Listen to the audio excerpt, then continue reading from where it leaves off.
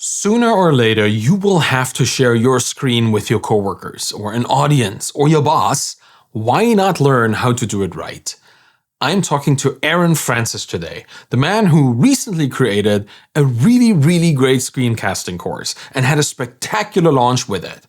I'm Arvid, and welcome to the Bootstrap Founder. Today, Aaron will not only teach you why even the most technical of us should learn how to present their expertise, you'll also get a masterclass in building in public and a peek behind the curtains of someone who juggles a full-time job, side project, a family, and a successful creator life.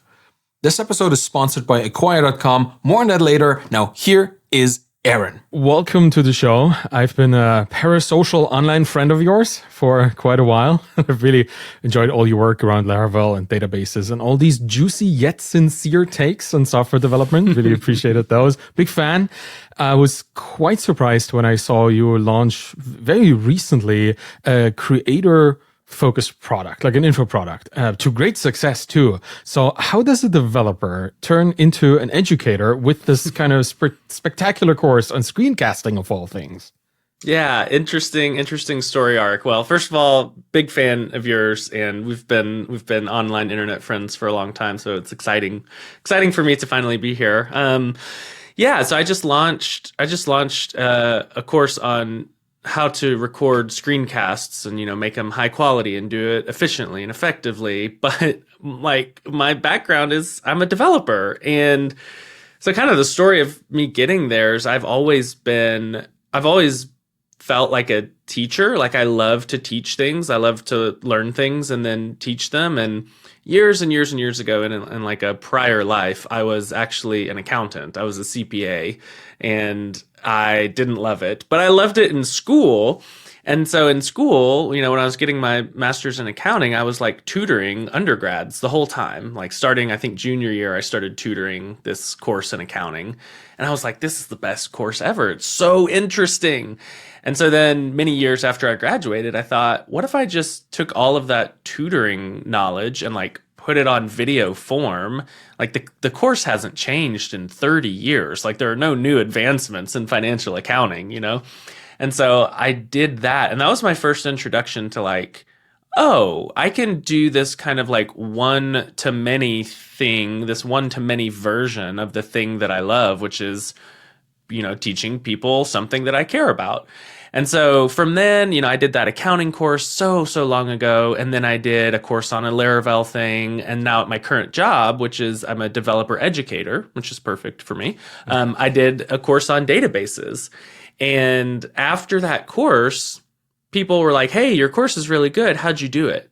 Hey, I love database stuff. How'd you make the course though? How'd you do the screen recordings? And I was like, wait, maybe this is one of those, how like you and Justin Jackson and everybody's always like, you got to listen to the market. Mm-hmm. I'm like, yeah, I don't know what you're talking about, man. I thought, wait, maybe this is one of those times when the market is saying something. And so I listened, and that's how we got here. Oh, that's awesome. Yeah, and the market, I think, has proven you right? I'm just looking at the numbers that I can see because I don't think, at least with me, you haven't shared any of your sales figures just yet, but I see 500,000 views on the launch tweet, which is bizarre for a product like this. It's really interesting to me the past the past several years of my my build in public journey have been kind of a wild ride. And I feel like I'm reaching the point now where this is the first time I've kind of asked for something back, really. I've been like, hey, I'm selling this thing. Can you all please help me sell it / buy it? And everybody's just been like, yeah, for sure. I'll totally help you. And it's really like, it's encouraging, first of all, but it's just so interesting. Like I've just been, out there trying really hard for such a long time. And I feel like I'm like, this is like the counter of that. Like I put out so much stuff and people I feel like I have a real connection with a lot of people online. And now I'm like, hey, can you guys please help me? And they totally came through. And it's been really encouraging to see. It's nice to see this kind of reciprocity happening eventually, right? At some final point after many, many years. I'm glad you get to see it, because that's something that I've been trying to tell people, that this is what's going to happen if you just keep giving, right? It's nice to see it actually happening and see you have this success. I wonder, like, what were your expectations as you were launching this? Like, how much did you think? Yeah, so I put in a ton of effort and energy into recording this thing, and I kind of knew that the launch would be good, but I had a range of like, this would be okay and this would be fantastic. And I beat the okay. So I made more than 100 sales, which I thought would be okay. And I did more than that, and I thought, oh, well, that's exciting. It is really easy, I think, to listen to other creators and people who launch courses who are the outliers. Like, you listen to Adam Wathan talk about his old stuff, and he'll do a launch and he gets like $150,000 launch. And it's really easy for me to think, oh, I should have done $150,000. And I definitely didn't. And kind of feel bad about that. But then, I made a thing and I launched it, and the goal that I set ahead of time, I exceeded that, even if I didn't get into the range of like retirement money, which would have to be, a huge amount. But I also have this, like, with this course, there's this great comfort of the material is going to basically last forever. Right. So it's not, I don't feel too bad, because I know the launch will be a big spike, but then over time, I'm hoping that I can turn this into like a constant evergreen source of, passive income, if such a thing exists.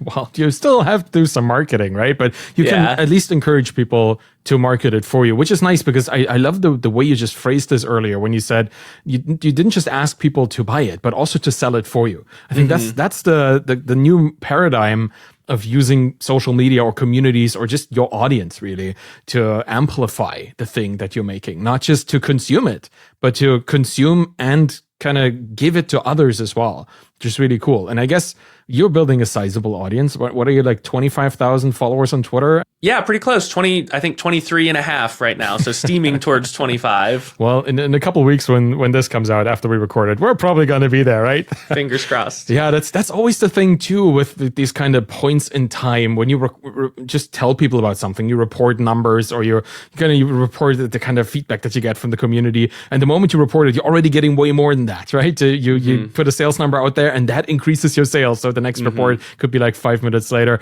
That's what I love so much, the immediacy of doing something in public in front of people. And that does ring a bell, because I've been building my courses and my books in front of people as well. You are very actively building in public, and you shared a lot of steps in this particular product as well. I remember tweets of yours where you shared like your editing strategies, and you just showed how much work it was. Like, how much effort did you put in, not just the course, but also the building in public part, the reporting about the process of that? Yeah, it's interesting, because I don't feel like that part is too effortful, honestly, which I think is a clear distinction to where what I would have said maybe 3 or 4 years ago. Now I just feel like it's a habit. So I'll be working on something, and I'll think, this is interesting, or like, oh, there's a fun angle here, or there's something clever here that I could show. And I just kind of like do the thing and put it out there, whether that's record a 30-second video being like, hey, look, I just moved into a new house. Look at my setup. What do you guys think? Boom, done. Or like I'm editing and something, like I look at the timeline and it looks crazy, and so I take a screenshot of it and send that out, and it's done. And so for me, I've gotten to this point where I'm really good at recognizing like the detritus, or like the stuff that would normally be thrown away of the process. I'm good at recognizing that and seeing like, not everyone is doing this all day long, and maybe they would find this part interesting. And I know from being a consumer, like from being very online on Twitter, I love when people share behind the scenes of a field that I'm not even in. Yeah. And it's like, why would I ever get to see that at any other point in history? Yeah. But now I'm learning how your robots pick contact lenses off a shelf. Like, Yeah, I want to see every single video that you do about that. I want to watch it because it's cool and that's not my world. And so I think I've trained myself to realize that people want to see behind the scenes, and I have lowered the bar. I no longer am the judge of what people will find interesting. Like, I think I used to think I have to predetermine what is interesting and what will do well. And now I've realized that the game of like building in public, or the game of sharing, is so unknowable, but it's so cheap to play that the only answer is to play more, right? So I no longer am like, oh, this is going to be a winner. I just think I'm going to put this out there, Yes. and we'll see what happens. And the ones that I thought were winners were losers, and the ones that I thought were nothing are the big winners. And it's like, that's why you're not in charge. That's why your job is to share things and not to pre-filter or prejudge, because you'll miss your best stuff if you're pre-filtering.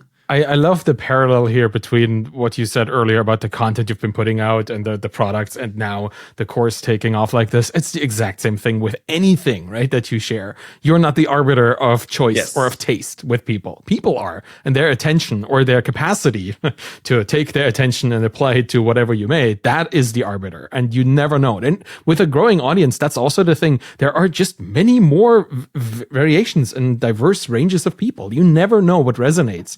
And sometimes you just need one person to pick it up and amplify it to reach a massive amount of more people. That's great. You're speaking from my heart. I'm really, really happy you're expressing it like this, because I feel many people, particularly logic-minded people like us developers, right? We look at stuff and we judge. That's all we do. We're so good at judging because we have this very binary true-false mindset. We are Boolean. We're technically Boolean machines, right? We think this is correct code, this is incorrect code. It's barely anything in between, right? There is no fuzzy code, or at least not in the mainstream approach to coding. It's the same with, we take this. It's not the same. It's the opposite in social media. It's a broad variety of anything, of choices, of tastes, of perceptions, of things that people like, things that people don't like. We don't know this. There is no truth there. There is no Boolean true or no Boolean false. It's somewhere in between. And to think that we could apply our logic, reason-minded framework that we have for thinking about truth and non-truth, that's a mistake. So I love that you are the one that is coming from the developer world and taking this into back into the developer world, right? Because it's a creator mindset, taking that into the developer world. And I love also that you're sharing with people how to create more. And that's kind of what I meant when I initially asked, like, how come a developer builds a creator-based product? But it's really not just for creators, right? Do you want to actively encourage developers to be more creative in the way that they share what they know, or even educate people? Yeah, I think there is like this, there's a very defensive stance in like developer communities because they've been trained that other people are going to nitpick or criticize or like, well, actually them to death, right? And so it's almost as if like the dark side of developer interactions is proving who can be the smartest. And the way that you do that is prove that the thing that somebody said is not entirely true 100% of the time. Or the thing that somebody said, you did that 3 years ago when you were working at this company. And it's like, yeah, okay, well, I'm talking about it now. And so I feel like there's this learned behavior of, I have to be really careful of what I share, because there are going to be a bunch of actually people out there that like kind of beat me down with the criticism, and therefore I'm not gonna share, and I'm not gonna put myself out there. I don't know how common that is outside of the developer community, but I am in the developer community, and so I know how common it is for us, and that's very common. And so I think my like journey has been realizing that I was beholden to that, and like allowing myself to succumb to that pressure and not putting myself out there for that reason, because I didn't want people to pick it apart and prove that I was wrong or embarrass me or something. And I think at some point I just realized, like, man, the upsides and the downsides are not balanced here. Like, the downside is potentially someone online like tells me that I'm wrong or like makes fun of me. It's like, okay, Right. Sure. okay. So, and that's the downside of sharing. The downside of staying quiet is like, man, do I reach the end of my career wishing that I had lived my life differently and like exposed myself to more opportunities? Like, oof, that's a heavy and totally imbalanced equation. One time you tweeted many months or maybe years ago, like a stand-up comedian's worst fear is to not be laughed at. What is a build in public person's entrepreneur's worst fear? And my response was to be laughed at. Yeah. Like, to being laughed at was for sure my greatest fear because I didn't want people to think I was dumb. And I finally just like let go of that and realized, oh man, this is your life. Like the things you want are on the other side of your fear of embarrassment. And if you don't let go of that, you're gonna reach the end of your career and realize how little it mattered if people thought you were dumb and how much you wish you could have just like taken a risk. And that's what I'm trying to do. That's what I'm trying to encourage other people to do now that I'm on the other side, tell them like, listen, I've been there. I've been totally paralyzed. And it's just, for me, it wasn't worth it. You got to figure out if it's worth it for you. And so that's kind of been like I feel like I'm in the community and I've made the crossover from paralyzed by fear to just like, I'm doing this no matter what. And that's what I'm trying to like, come on, come with me, follow me.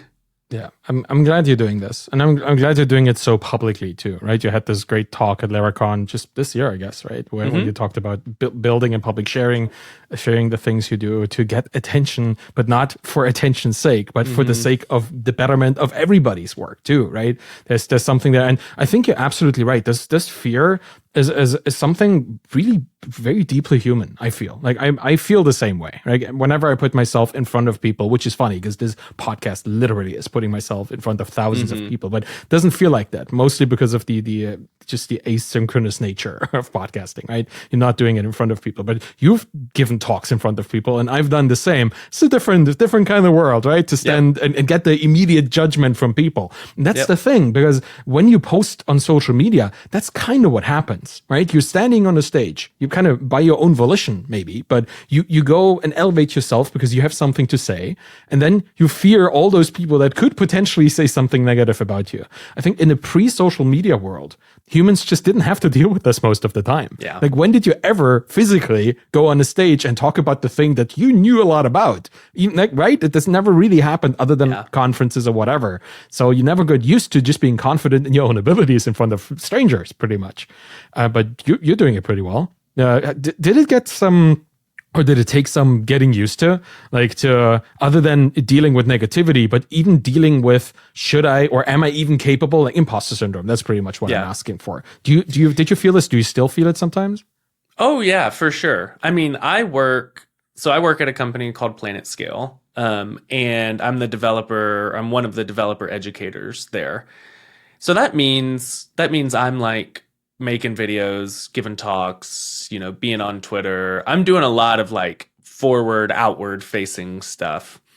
The trick is I'm like lower 10th, 5th percentile of developer experts at the company, right? And so there's this weird mismatch of like, we have truly some of the smartest MySQL brains that have ever existed in the industry. Like I was looking at some of the bug reports from like the early 2000s, and I saw my coworkers' names listed on there.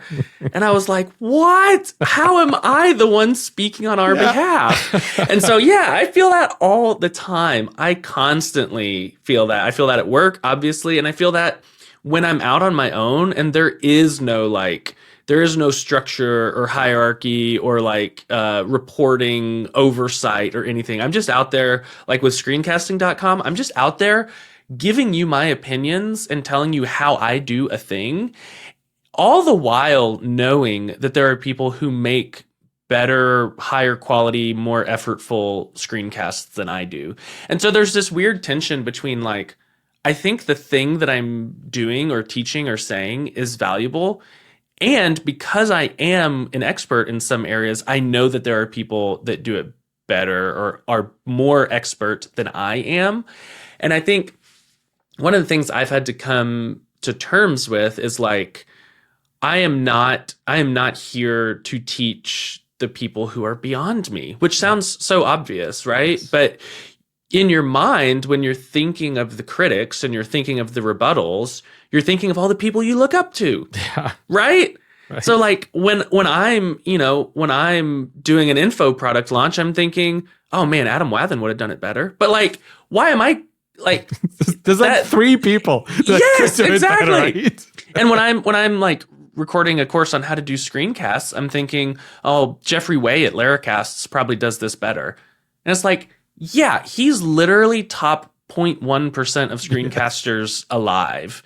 And so, but those are the people that I look up to, right?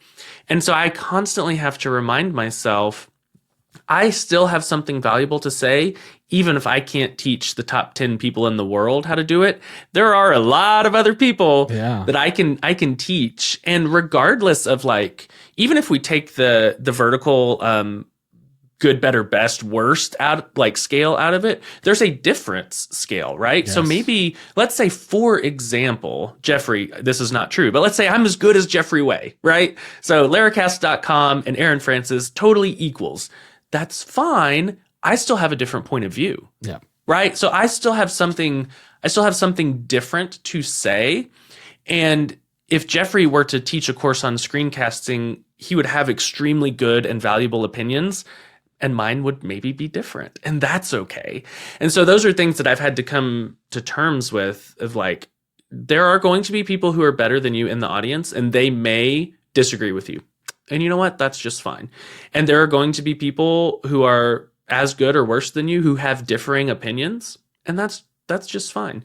As long as I feel like the thing that I am offering is valuable and I have done as much work and research to make sure that it's true, I feel pretty confident. And that's another point on the, I will put it out there and I don't judge the response. The moment that I hand it off to the market, the community, the universe, like, my job is done. And we'll see, like, hopefully it goes well, because that would be awesome for my emotions. But I've done my responsibility and I feel confident in that part.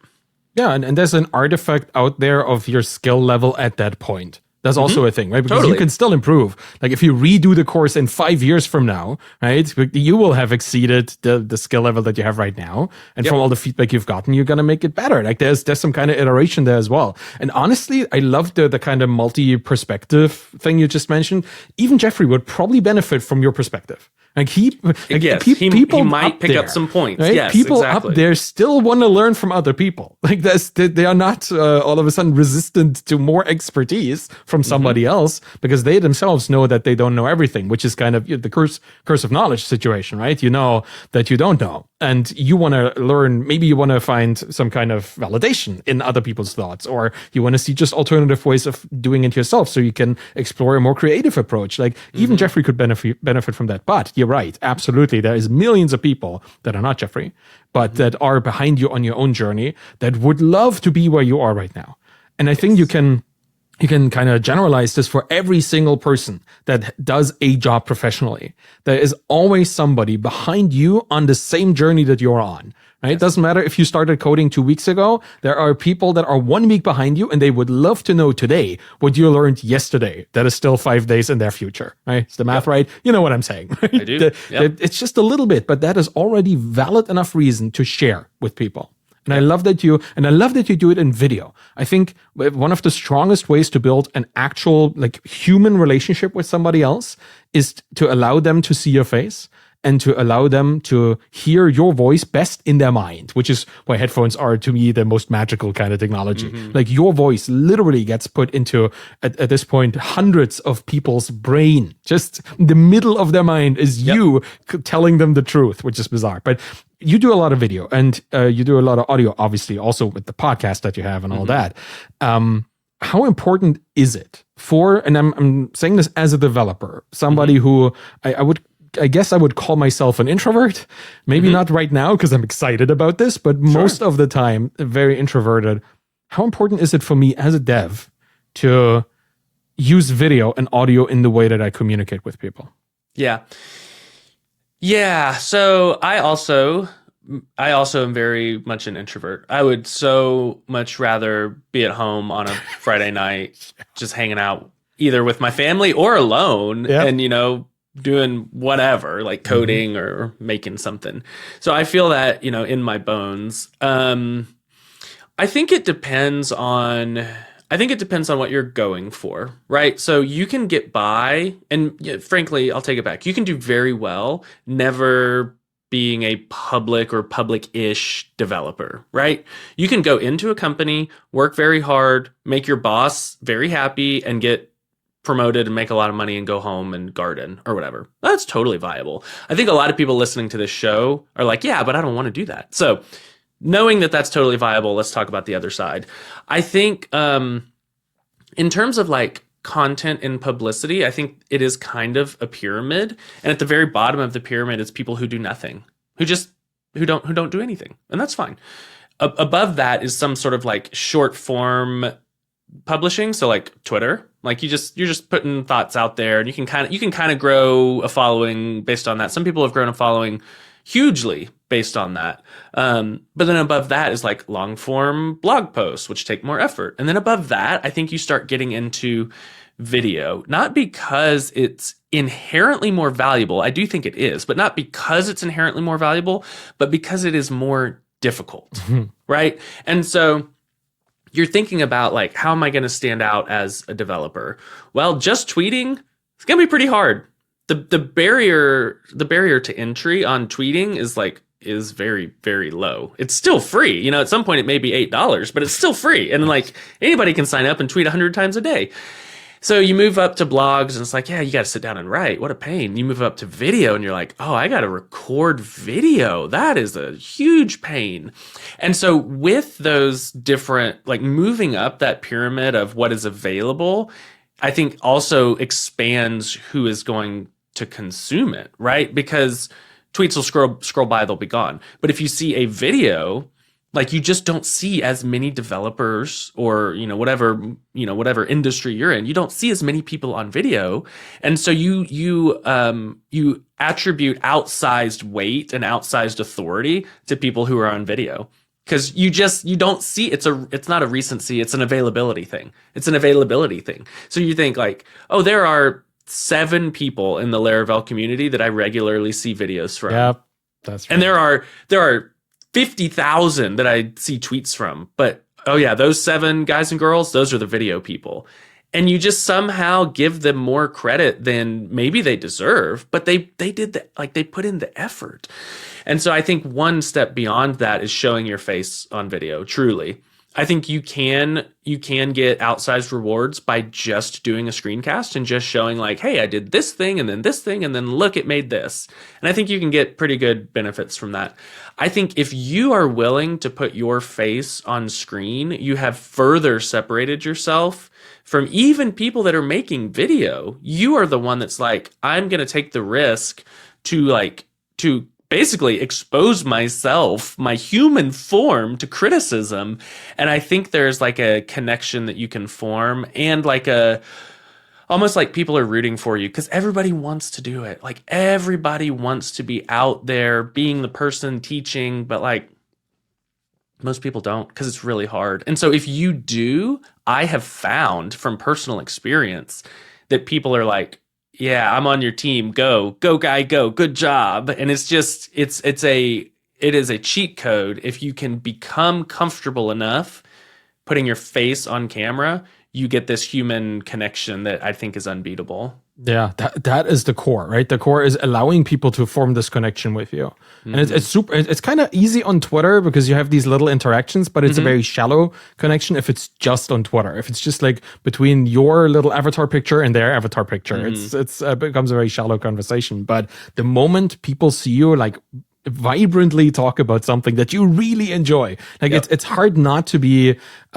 just very actively trying to convince somebody of the truth or the importance of the thing you have to say. And when you feel this in somebody, you think, okay, they're doing this from the heart. They're not just doing this from the wallet, right? Or any other part that is just very selfish. They're doing this because they really think that other people need to know. That's absolutely true. I like the hierarchy you just put up. Like that is a very, very easy way to understand why a screencast where you share so many things. A screencast with your face shares your expertise, obviously on the topic, right? It shares you as a person, a full human being, making yourself available for connection, and it also shares your layout of how you code. It shows like how good you are at what you actually want to do or want to have people know that you're good at.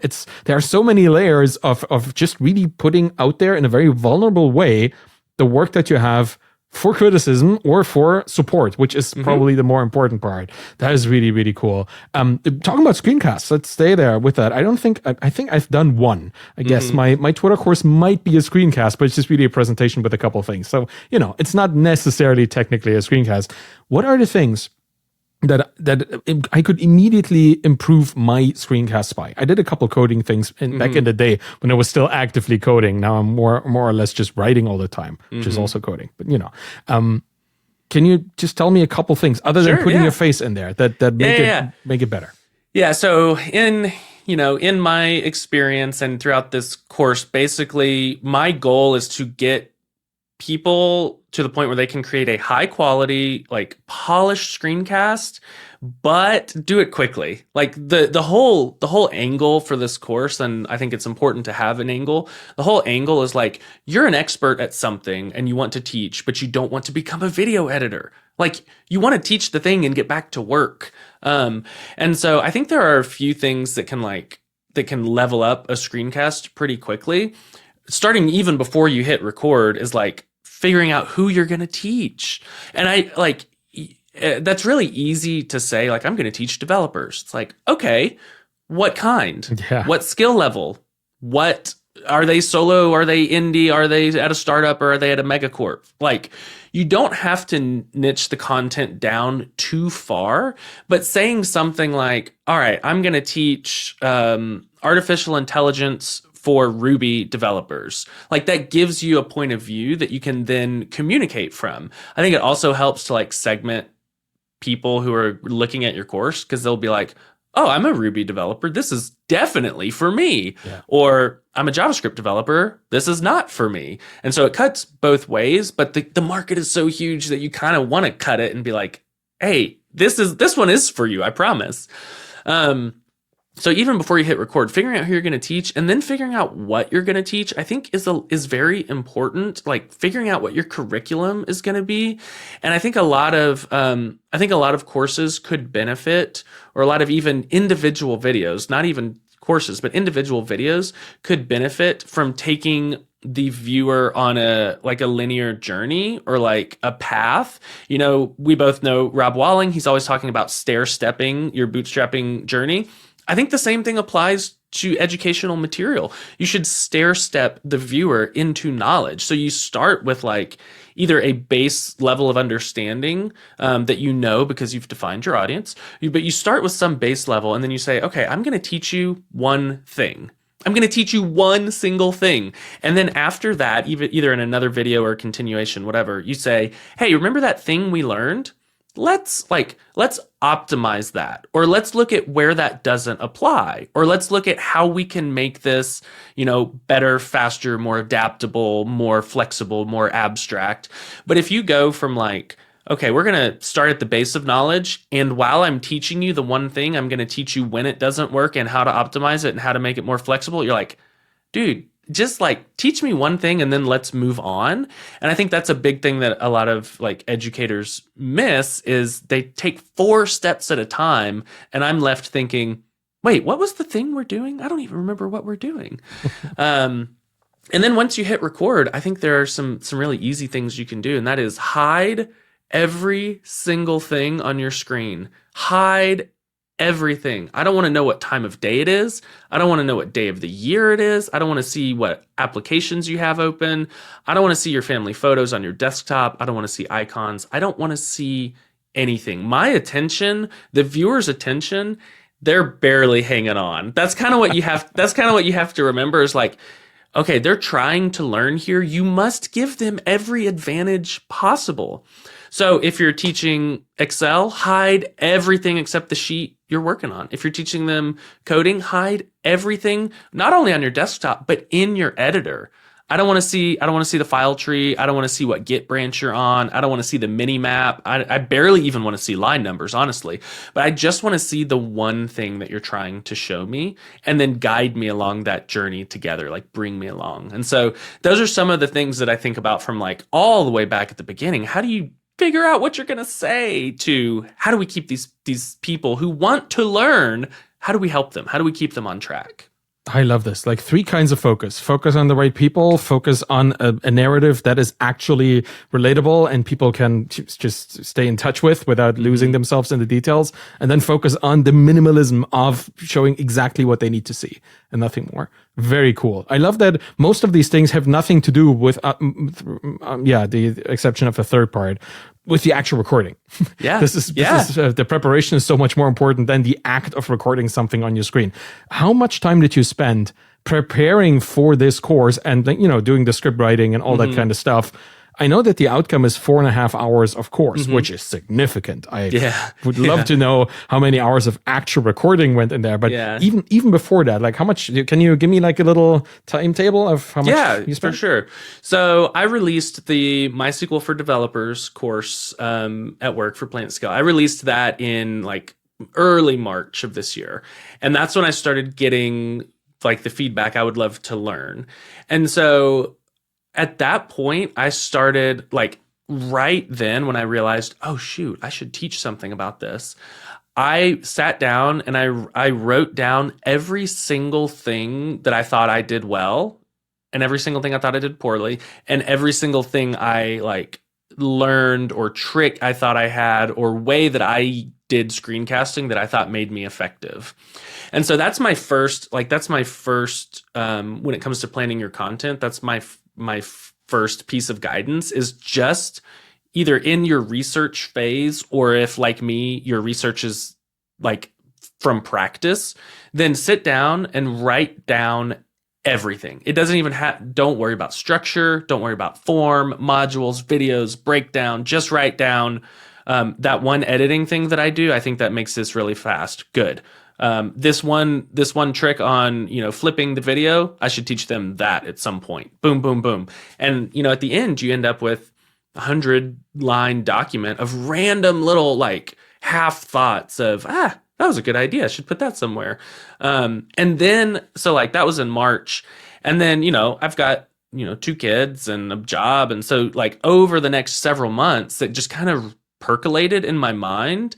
And that was really helpful for me, like that background information processing, because all that time I'm continuing to make screencasts. Like I'm doing YouTube videos for personal stuff. I'm doing YouTube videos for work. And every time I think, oh, this is a good new like little workflow thing I just learned. Let's throw that in the notes document. And that is like an unbeatable technique. It's hard because it takes like you have to put it on the shelf and let it cook for a while. And if you're on a short timeline, that's tough. But letting it cook for a little while really helps your background mind solidify everything. And so then when it came time to record, so that was like months and months and months. And then when it came time to record, I pulled those notes off the shelf and was like, all right, we got a lot of raw material to work with here. And that's when you just start kind of like, oh, these 2 ideas, those kind of go together. Oh, this thing down here necessarily comes before these others. So I'm going to move that line up. And you start to see like this linear structure kind of like rise out of this soup. You're like, oh, wait, it kind of is shaped like this. Imagine that. And that's where you get like the content structure of, well, oh, duh, before we record, we got to plan our content. Let's do that module first. And then when I turned on the camera to record, it probably took me 2 or 3 weeks to record most of it. And then I So I did that in like 2 or 3 weeks, and then I took a huge break because our family went somewhere for a couple weeks during the summer because I live in Texas and it's 1 billion degrees. And then when I came home, I kind of had a realization that like I think I didn't define the audience wrong. Like I defined the audience very strictly as developers who wanted to learn how to teach something. And I realized when I came home that I had been maybe selling myself short, and I could just with a few like different examples and a few different words here and there, I could broaden that audience to content creators. And I realized, wait, why am I am a developer, but I don't have to constantly be saying, get checkout. Like I don't have to say that kind of stuff. I can use examples that are coding examples, but also talk about the person who's really good at Excel and wants to teach attorneys how to use Excel. And then it immediately becomes more accessible. And so I re-recorded everything. I re-recorded every single video when I was about 80% done. God. And it took me 5 days and I was up till 2:30. After work I would start and I'd stay up till 2:30 each night, and I just plowed through it. So I wouldn't recommend doing it that way. That's why defining your audience is so important. But I also felt like, I was thinking kind of small. Like, I wonder what it would look like to think bigger. And that was the answer. And so I just redid it out of like excitement. I was so pumped. And so it was quick the second time. I can feel that. And it must be so nice. I mean, in retrospect, it makes sense, right? To have a trial run, to record the whole thing and see it. It probably felt weird to do it again. But at the same time, you knew you'd already done it. Right? So you know it's possible. You can make it happen. You can make it even better. That is so cool. And I was about to ask you how you handle all of your job, the projects that you have, the family, and all that. But I guess you just answered it. You just like didn't sleep, right? Yep. Yeah. So I'm always careful of being descriptive and not prescriptive. I will describe what I am doing. Yeah, please. What you do with your own life is of course up to you. But I feel like at this point in my life, so I have a full-time job. My wife and I have 2-year-old twins, and surprisingly, we're expecting twins in late November, early December. So there's a lot even on the family front. There's a whole lot going on there.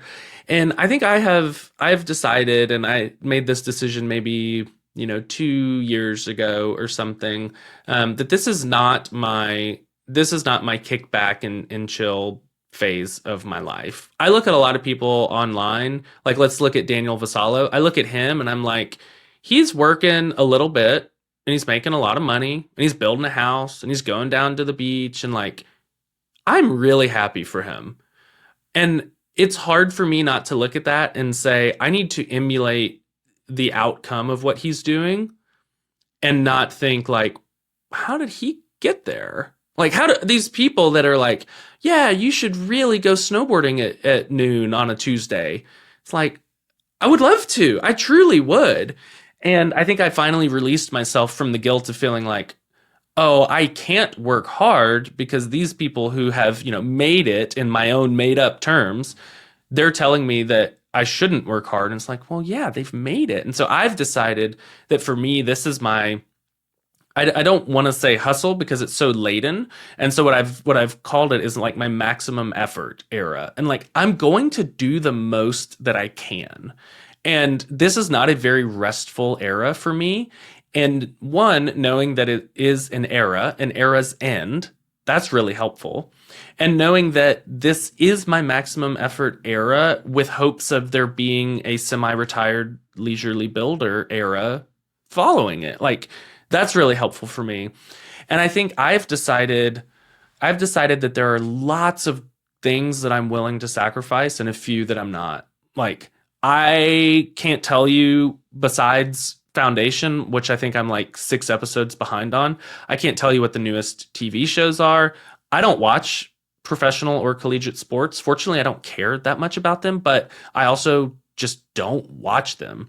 People are talking about Baldur's Gate, something like there are video games that I don't even know what they are. And so a lot of those things, I'm fine saying I just don't care. On the other hand, I am out of this office at 5:45 or 6 o'clock because you know what happens then? Dinner time. kids, bath time, bedtime. And like, sorry, I don't miss that. I don't miss that. But you know what happens at 7:30 or 8? Back to work. And that's how I've chosen to live my life, because like a musician who's trying to make it, like an author who wants the big break, like a painter who's trying to get discovered, like I'm trying to make it. And it's weird because it's like the thing I do all day for W-2 money is shaped almost exactly like the thing I do in pursuit of like my noble ambitions. And so it feels like, oh man, you're just a hustle bro. And I'm like, but what if I was a sculptor? Like, would you say the same thing? Like, I feel like this thing that I'm doing in my like effortful hours, I feel like this thing that I'm doing is the thing I want to be doing. It is the art. It is the thing that I'm trying to like birth into the world. And maybe I play, to be a musician, maybe I play in crappy bars forever, but maybe I enjoy it the whole time, and maybe I get a hit. And like, that's what I'm thinking.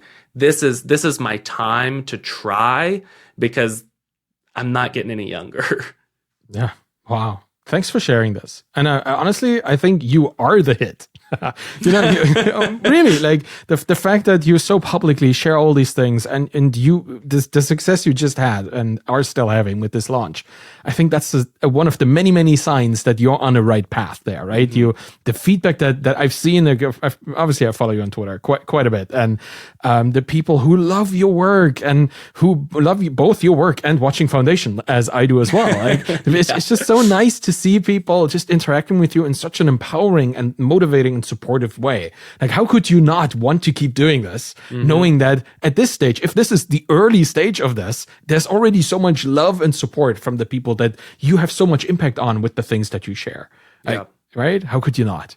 How could I not? Yep. And I think that is the thing that, like, that's the thing that keeps me going, is I feel like, one, I'm having a lot of fun. Like, I'm enjoying the actual producing of the vessel, like the thing. I enjoy making it.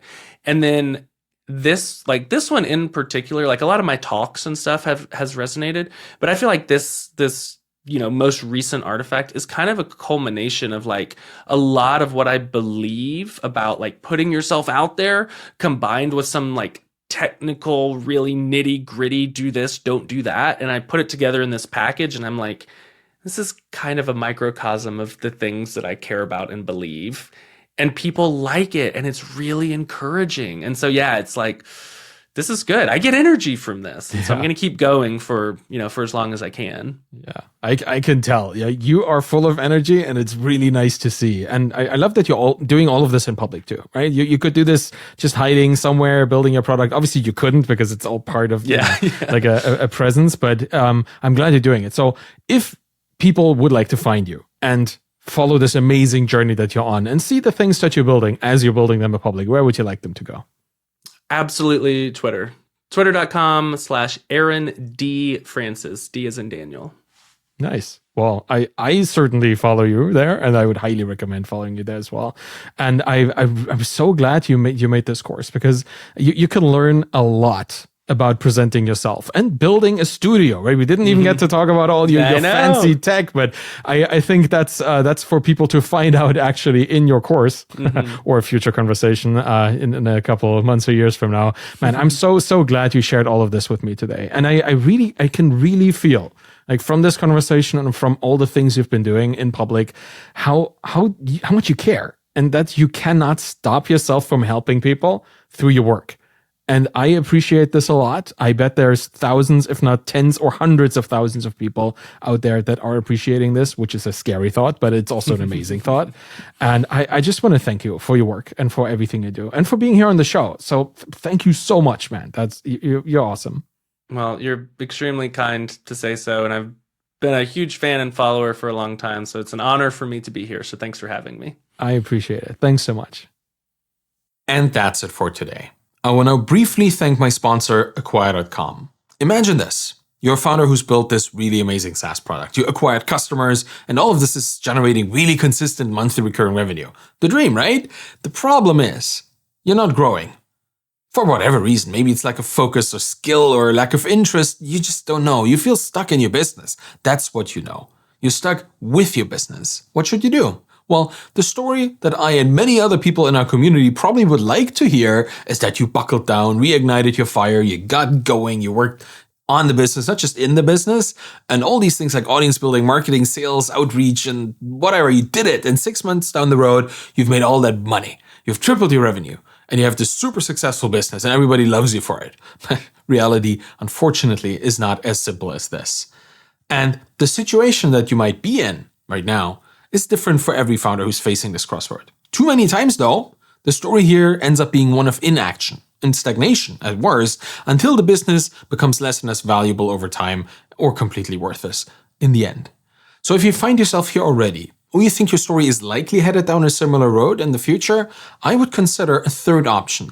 That's selling your business on acquire.com. It's always a good idea to think about the exit, right? Because capitalizing on the value of your time today, that's a pretty smart move. And acquire.com, free to list, they've helped hundreds of founders already. Why not check it out? Go to try.acquire.com/Arvid and see for yourself if this is the right option for you. Might be, might not be. Just look into it. It's always a good idea.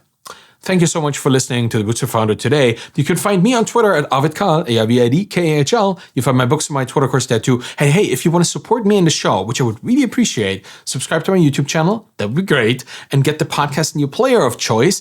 And leave a 5-star rating and a review by going to ratethispodcast.com/founder or wherever you find my podcast in your app. It makes a massive difference if you show up there, because then the podcast will show up in other people's feeds. That's kind of where we want them, right? We want to help our friends to learn a little bit. So any of this really helps the show. Thank you so much for listening. Have a wonderful day and bye-bye.